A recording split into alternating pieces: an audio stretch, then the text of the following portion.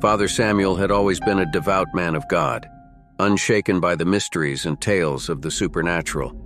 His unwavering faith had guided him through countless sermons and counseling sessions, but nothing could have prepared him for what awaited him on that fateful night. A 10-year-old boy named Thomas was believed to be possessed by a malevolent spirit. The boy's grandmother confided in the father after Sunday Mass. She whispered that the boy's eyes turned pitch black, his voice contorted into guttural growls, and he exhibited unnatural strength. The boy's mother had been useless, as she was incompetent, irresponsible, and in and out of his life. Father Samuel was the boy's last hope. Father Samuel, though nervous, steeled himself with prayers and scriptures, believing that the power of God would protect him from any evil force.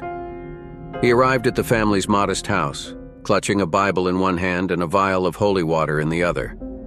As he stepped inside Thomas's room, the temperature dropped noticeably, causing the father to shiver involuntarily.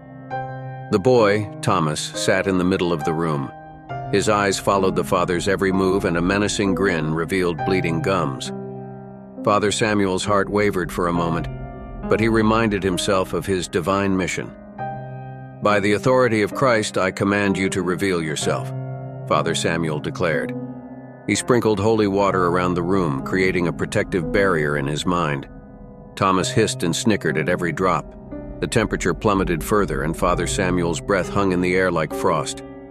The boy's head snapped up, his eyes now an abyss of darkness, devoid of humanity. "Who dares to challenge us?" hissed Thomas in a chorus of voices that was nothing like the innocent tones of a child. They sounded ancient and demonic. "I am Father Samuel, a servant of the Almighty," replied the father.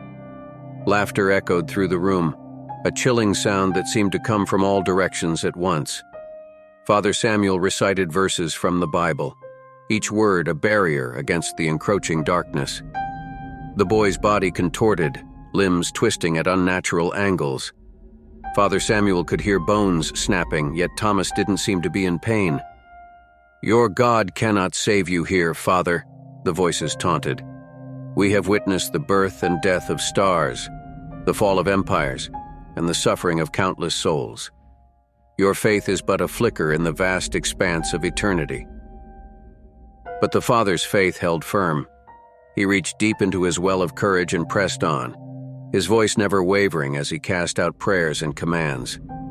The room seemed to pulse with malevolent energy, as if the roof would cave in. Thomas sprung up on all fours and crawled up the bedroom wall. His grandmother gasped and cried to him from the doorway. The boy called her all sorts of foul names before dropping to the floor, then slithered away to a corner of the room. Hours passed, and Father Samuel's resolve began to waver. Fatigue gnawed at him, and doubt crept into his mind. He saw flashes of his own weaknesses, his past sins, and his own mortality. The malevolent presence seized upon these moments of vulnerability, its grip tightening. "Begone, foul spirit!" Father Samuel shouted, pouring every ounce of his faith into the words. With an ear-splitting scream, the darkness receded, fleeing from a sudden blinding light. The room was filled with a searing brilliance that engulfed everything. When the light finally faded, Thomas lay on the floor, his eyes closed, his breathing steady. Father Samuel fell to his knees, sweat-soaked and breathless. He had triumphed through the power of his faith. The grandmother rushed to the boy, her face etched with worry. Father Samuel reassured her that Thomas was no longer under the grip of darkness. As Father Samuel left the house that night, he glanced back at the place where he had faced unimaginable evil. He knew that the battle between darkness and light was an eternal struggle, and that he would continue to fight for as long as he drew breath.